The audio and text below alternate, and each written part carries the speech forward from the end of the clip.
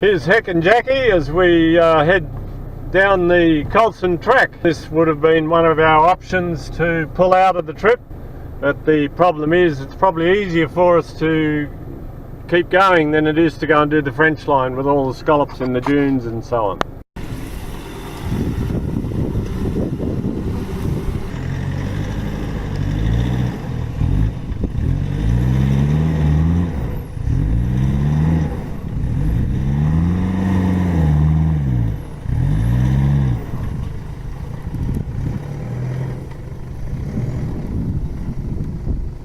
This is camp number 6 and we name it after Greg and Jackie's son Tom, and I'd like to take this opportunity to thank him for the excellent track markers. Thank you. Well, Greg and this is Jackie, their son. Yay! Hooray! Some of the tops of the dunes and the edges of the dunes and the swales in between the dunes are these incredibly contorted piles of sand, which I presume are the remnants from under bushes that the water has washed the soil around away. Left these incredible piles of sand which periodically we get hung up on, so it has to be careful and keep the speed right, and we can gradually idle our way through. As we get further over into the eastern section of the Simpson Desert, we're getting more and more into swales that have clay pans and more vegetation. The water flow through here must be more reliable or tends to be held here a little longer. Sam and Jack Junction. Yay! In it goes. We've also got a couple of grevilleas growing here as well, and this one's flowering, so it'd be very popular with any birds that are around here at the moment. It's got a beautiful yellow flower on it, and then we shift out of that area into a swale of just fields of wildflowers.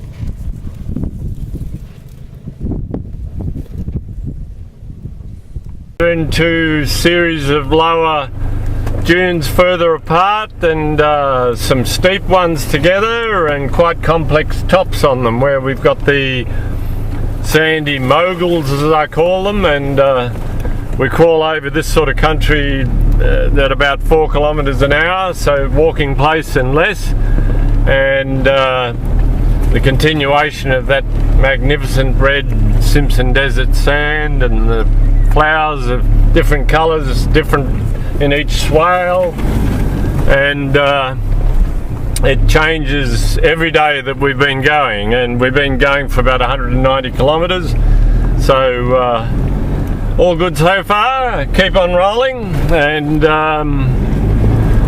here we go down across the top of another dune, and then we drop off this edge into a massive spinifex bush. No, we'll go past it, and down past daisies and mulla and little yellow buttercuppy type things. This is another one of these swales, and we've got beautiful mauve flowers, yellow flowers. We've got the senna or cassia and wattle shrubs, and then another dune coming up in front. Coming off the back of some of these dunes, you have to do a bit of wiggly woggly to avoid the large sand mounds and big lumps of vegetation, and then we come into yet another different swale with a little bit of shrubbery and a fair bit of grass, lots of yellow flowers, and another beautiful dune. It's coming into an area at the bottom of this swale with these beautifully bunched up cassia plants, and when they die the wind twists them all into these magnificent shapes, very much like an Asian garden feature. So they, with these black features sticking up above the yellow and white flowers and the green grass and so on behind it at the moment, absolutely spectacular. And onward and eastward.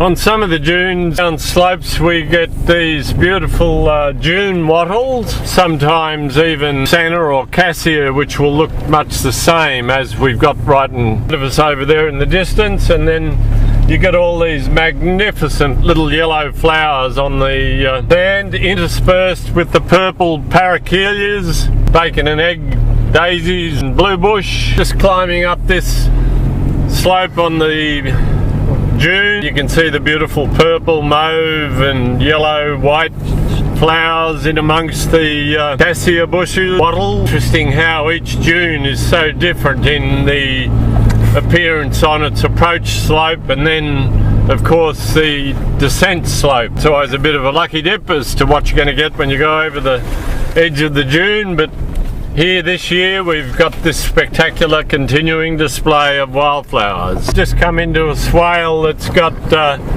some beautiful shrubbery in the form of cassias and dune wattles and saltbush.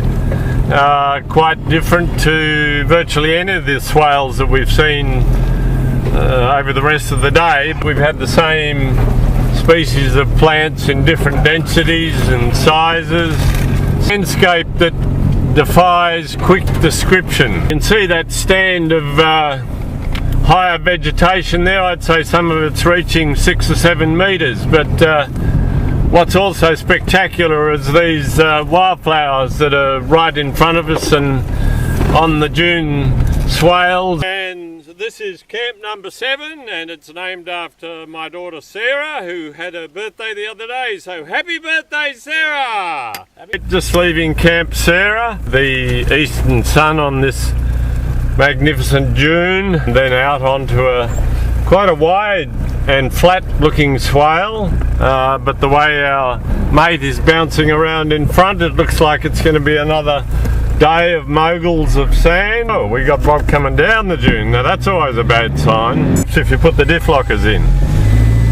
And once the diff lockers go in, you get a different sort of performance altogether, and not quite so much sand thrown into the cab. Sorry about that, JB. All right. Drift carefully down, slowly down the side of the dune. Go past the little wattle there and some big spinifex, desert rattle pod. We're just coming down off the second dune after Camp Sarah, and we found what I'd have to say is probably the biggest and first real sort of clay panny spot so far on the trip from Old Andado, which is about 207 kilometres to our west, and we continue eastward on over this clay pan and up and over the next dune, and again and again and again. A relatively steep little dune drop, again down through this desert spinifex and dune wattles, lovely white flowers, then the occasional desert rattle pod and saltbush. So it's a moguly, rock and rolly, sandy thing.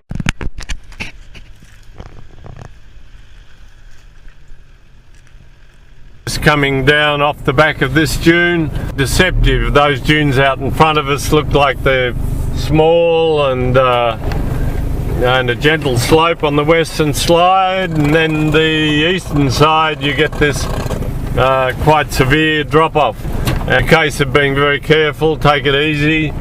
We're getting lots of tribulus, the yellow succulent flower I think it is, and desert spinifex and lots of little white flowers and desert pea and all sorts of stuff. So onward and eastward. Just do a little circle on the track here to show the way in which the dunes with this morning sun on them are beautiful and red. Then as the day goes on, they'll change colour according to the sun's direction on the dunes. So this quite rocky little swale, lots of saltbush, it's nice steady travel.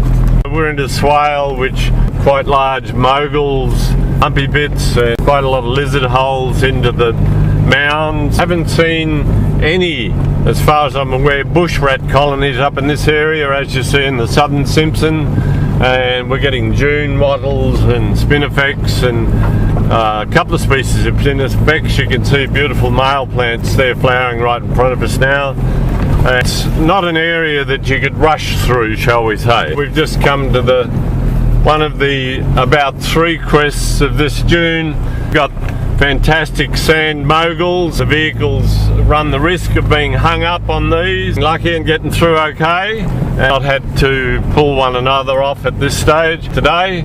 Then we drop down off this edge and away we go. So the severity of these eastern slopes is quite amazing after coming up the western side, which has been relatively easy until the last 10 metres or so. We've just come through an area of particularly bad mogul, got hung up a few times, had to back and forwards a bit and rock and roll, and now we are entering another area of very similar country. So we've got nice spinifex there on the left. It's a very good example of what I mean by these mounds of hard sand, which you can knock the tops off quite easily, but it's a case of dodge the most severe pieces and go on what hopefully is an easier route. Good tyre, low pressure, 4-wheel diff locks, and steady as she goes. So Jackie, how tough is it out here in the desert really? It's not overly tough. I've still got time to do a little bit of manicuring. Really? Yes. And what else have you had time to do? I've done my hair. Right. And lip gloss. So girls can do this sort of stuff too. Yeah. Quite close to the Hay River track, only about 15 kilometres or something, a couple of kilometres east of Ian Glover Camp, and we're doing absolute crawl speed because when the 2 EFS shock absorbers on the front failed, originally we went with old conveyor belt rubber under the bump stops, and that's worked quite well for half the trek on the beeline. Sadly yesterday the left hand front bump stop broke away from the chassis subframe, and as a consequence we put in a solid vertical rod to replace the shock absorber and take the load off the bump stop. So it's crawl speed today, put no pressure on the system at all if possible. Far is that we've not been subjected to any severe dune systems. We've had to use the double diff lock and 4-wheel drive to dig our way literally through some of these mounds and so on, to break our way through rather than hitting them and knocking them over or something like that. So it's and it's fascinating here that we've got this very apparent flat landscape, and yet it's made up of this whole series of shallow swales with quite low dunes in between. And when we got up this morning, it was stunning to be able to stand at Camp Ian Glover and get literally a 360-degree view with virtually no bumps in the landscape anywhere around us. Kilometres east of Camp Ian Glover. We're well on the way across the Simpson Desert on the beeline. We've been at it for 7 days and 190 odd kilometres, only about 50 or 60 to go. It's been an absolute privilege to be able to create history as we do the first recorded crossing from Old Andado station across to the Beachcomber abandoned oil well. We get there. Got a few days to go. All in all, it's been absolutely spectacular in terms of the scenery that we've had because of the blooms in the desert, you know, and the rain that's obviously given us this bloom. Both vehicles have performed very well. Heck's Ford Ranger is going very well. She's broken a spring leaf in both back springs. Other than that, no problems at all. In my Hilux, we've lost both front shock absorbers, so we took them out and have put in some conveyor belt rubber between the bump stops and the wishbone, and that seems to be working quite fine because we're only doing 4 to 6 kilometres an hour, just this walking pace as we cruise across the desert. We have 7 different GPS units on board.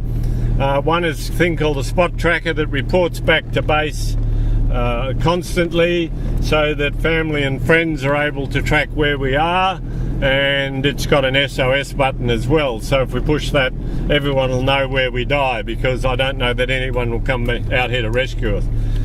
Is navigating with is a HEMA HN7, the latest HEMA navigator, which is giving a very good track line, and that navigator is performing very well, although Heck had a few issues in learning how to program it and so on, but we got there. And Heck is running Mickey Thompson tyres on the Ranger, and they've been performing very well. We've, touch wood, had no punctures on either vehicle. On my Hilux I'm running Cooper ST Maxes, and again the same situation. We've had no punctures, no tyre issues at all, and that's absolutely stunning, even though we came prepared for it. And I guess that's one very important part of what we're doing out here, is that we have to be totally prepared for virtually anything that goes wrong. We've had Heck out doing bogan hitches with his fencing wire. I mean, he is a fencing contractor, one of the top in Australia. As a result, that's allowed a couple of fixes. The air conditioner failed on the Hilux, so, you know, I mean, that's no great drama. Probably a bit too much sand in the what's-it. The navigator system that I've been using in the Hilux, I'm running 2 VMS units, and that allows me to not only monitor exactly where we are, but also to accurately track and put in the waypoints for each of our stops and points of interest as we make our way across the desert, and use those units to map in each of the campsites. So we've got Camp Jackie, which was named after Heck's wife Jackie, and then we went to Camp Jabes. Then we've had Camp Eden after my youngest daughter, and Camp Annie after Greg and Heck's oldest daughter, then Camp Madeline after my next daughter, and then Camp Tom. We got Bryony Junction when we crossed Colson's Track, and that's named after Jabes' good lady wife Bryony. It's been a wonderful experience in every respect. We had the privilege and trust of the Central Lands Council to traverse the Aboriginal lands right across the section of the Simpson Desert under their jurisdiction. That's one interesting thing. We've not been looking particularly hard for any Aboriginal artefacts or cultural sites, but that said, we've seen nothing that absolutely indicates their presence, although I suspect we've traversed over quite a few spots. To that series of very low dunes and shallow swales, we've dropped off this quite a high dune into a swale that's got quite a lot of senna and dune wattle in amongst it, with this desert spinifex blooming well, hairy-tail mulla, suite of saltbush and grasses as well. So quite a fascinating little area. This is one big mother of a dune and quite a steep drop away, and yet the western approach was relatively gentle, crawling speed, and down we go into this relatively narrow swale, but we're confronted with quite a steep dune coming up in front of us, so heart in mouth.